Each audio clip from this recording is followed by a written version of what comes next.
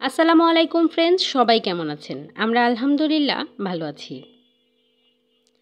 সকালে চাটা বসিয়ে দিয়েছি চুলায়। লিকারটা হয়ে গেলেই আমি চাটা বানিয়ে নেব।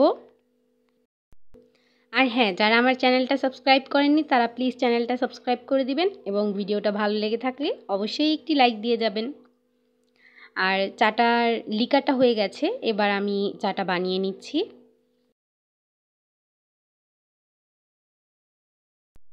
আর কালকে রাত্রে তো আমার ছোট ফুপ্পি এসেছিল। ফুপ্পি এগুলো নিয়ে এসেছে।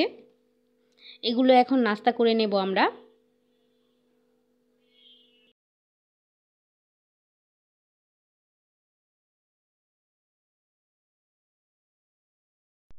আর সবাই নাস্তাটা করে নেওয়ার পর আমরা রান্নাঘরে চলে এসেছি। এবার তরকারিটা রান্না করে নেব। আর আজকে আলু করলার তরকারি রান্না করব। আলু করলার তরকারিটা রান্না করব আজকে পোয়া মাছ দিয়ে। আর একবারেই তরকারিটা সব কিছু দিয়ে বসিয়ে দেব। আলুর মধ্যে দিয়ে দিয়েছি পেঁয়াজ আর হলুদ মরিচের গুঁড়া, আর দেব পরিমাণ মতো লবণ। সব কিছু দিয়ে একসাথে মেখে তারপর মাছগুলো দিয়ে দেব।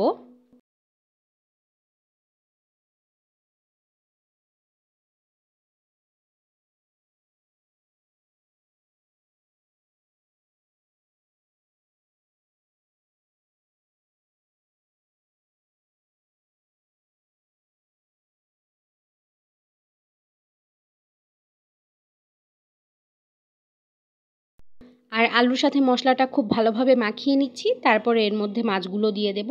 আর হ্যাঁ, তেল কিন্তু এখনও দেওয়া হয়নি। তেলটাও দিয়ে দেব পানি দেওয়ার পর।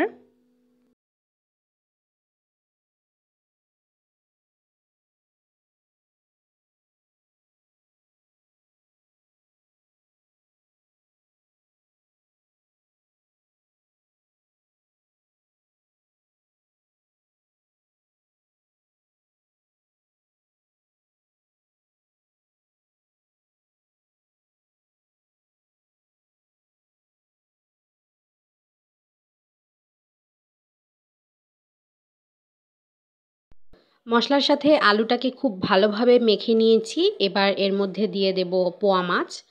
আর এগুলো ধুয়ে পরিষ্কার করে রেখেছি। আর এটা হচ্ছে দেশি পোয়া মাছ। আকারে একটু ছোট, তাই করলা দিয়ে রান্না করছি।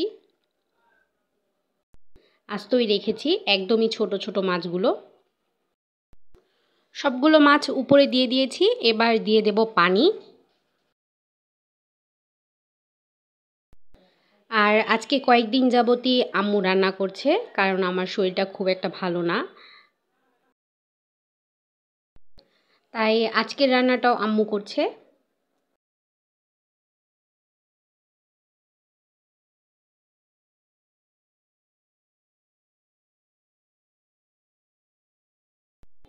এবার তো পরিমাণ মতো পানি দিয়ে দিচ্ছি।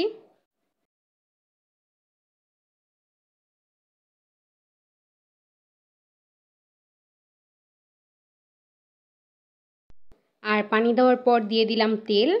এবার চুলায় এটা বসিয়ে দেব। তারপর কিছুক্ষণ পর এই যে বলক এসে পড়েছে। মশলার কাঁচা গন্ধটা চলে গেলে তখন এর মধ্যে করলাগুলো দিয়ে দেব।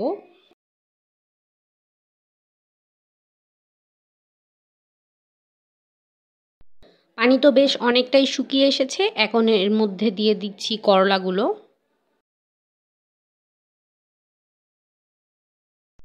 আর এইভাবে করলা দিয়ে মাছ রান্না করলে কিন্তু খেতে খুবই ভালো লাগে।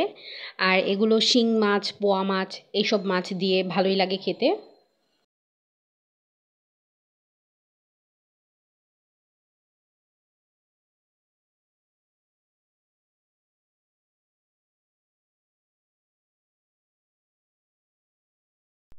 আর এটা কিছুক্ষণের জন্য ঢেকে দেব, আর পানি দেব না। করলাটা ঢেকে দিলেই সেদ্ধ হয়ে যাবে। আর কালকে তো ফুপ্পি প্যাটিস এনেছিল, পিৎজা এনেছিল, আর কেক এনেছিল। সকালের নাস্তায় আমরা কেকটা খেয়েছিলাম। আর প্যাটিসটা খাওয়া হয়নি। তাই ভাবলাম রান্নার মাঝখানে একটু প্যাটিসটা খেয়ে নিই। তাই গরম করে নিচ্ছি।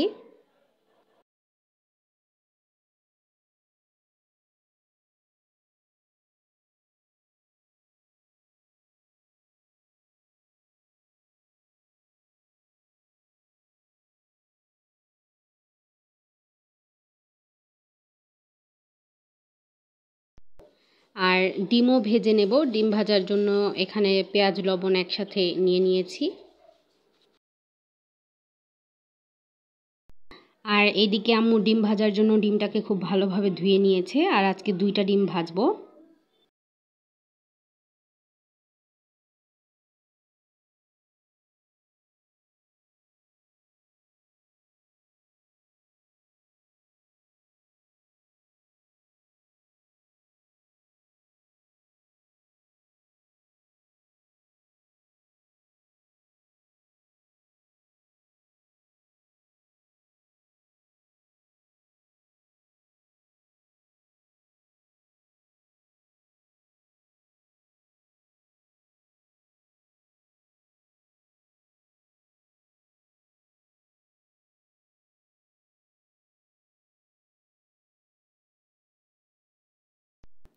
আর এবার ডিমটা ভেজে নেব। তেলটা গরম হয়ে গেছে।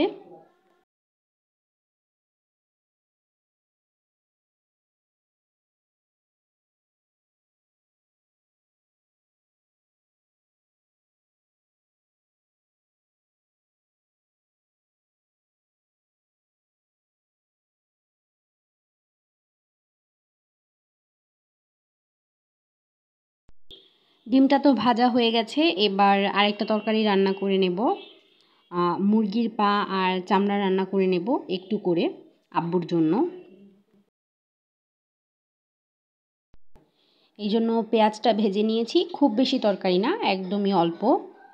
আর এইদিকে মুরগির পা চামড়া এগুলো ধুয়ে রেখেছে।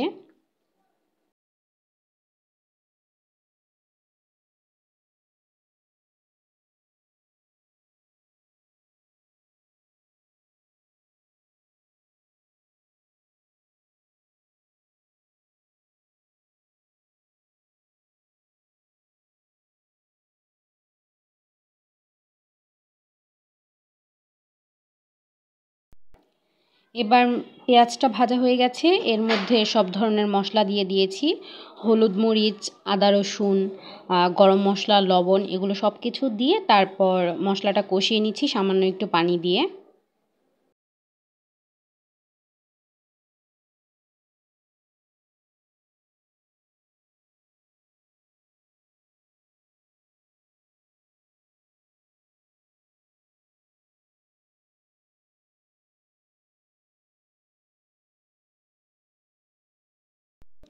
এর মধ্যে তো তেজপাতা আর দারচিনি এলাচও দিয়ে দিয়েছিলাম।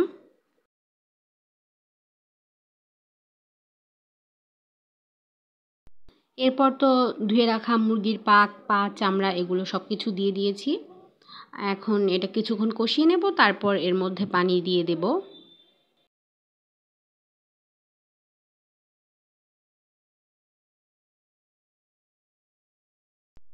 আর হ্যাঁ, লবণটাও দিয়ে দিয়েছি। নুন, যার অনেক গুণ, নুন ছাড়া কিছুই খাওয়া সম্ভব না।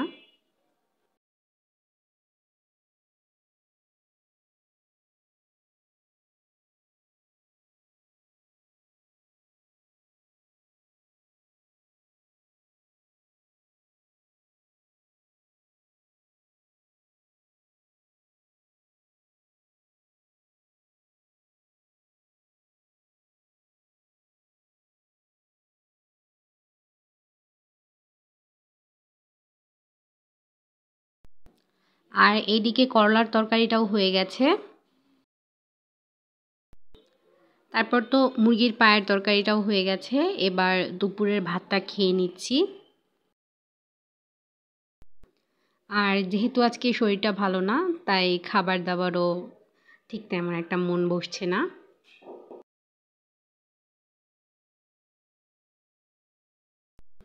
আর আজকে তো শফিম এসেছিল। এই যে শফিম সন্ধ্যার নাস্তা করে নিচ্ছে। সন্ধ্যার নাস্তায় ছিল পিঠা।